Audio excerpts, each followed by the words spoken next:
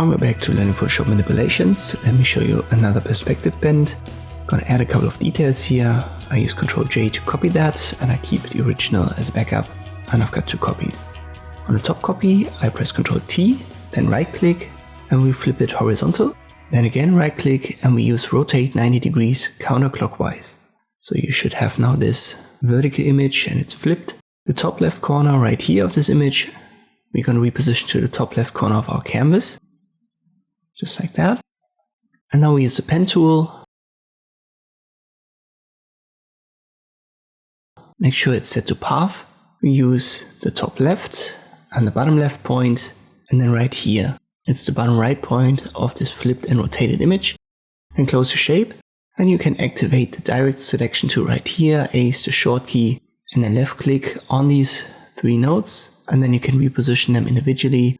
Just make sure that they're exactly at these 2 corners of the flipped and rotated image.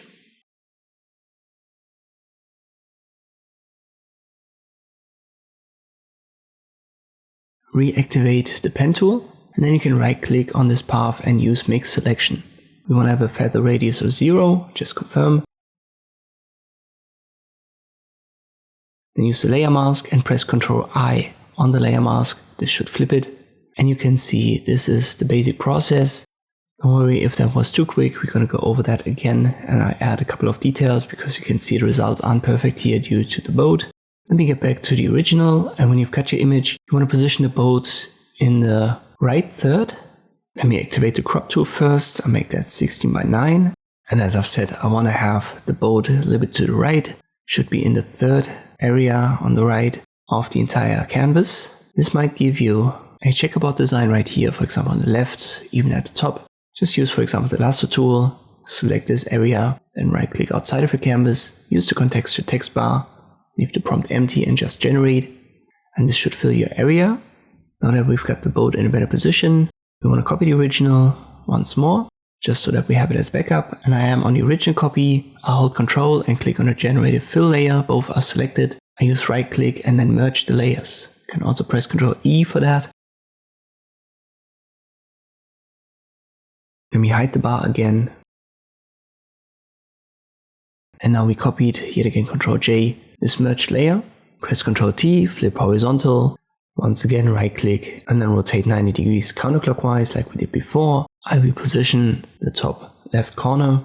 Then we use the pen tool again, create our 3 points. Make sure that it's a path. Close the shape. Use the direct selection tool, left click on these nodes, reposition them.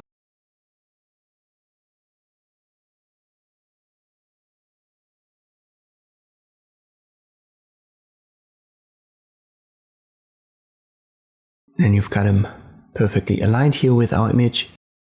Reactivate the pen tool, right click on this area, make selection, feather radius 0, OK. Use the layer mask and then Ctrl I. So that looks way better. Still have this little problem right here where the boat is. We'll just select it once more with the lasso tool, for example. Right click outside of the canvas, contextual text bar, and we'll generate with an empty prompt. And this should then erase the little boat part. And there you go. So you can create that with basically any photo. Just use generate a fill here and there like I did.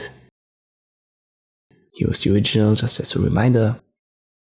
And here's our finished result. Hope this video was helpful, thank you for watching, and I'll see you next time.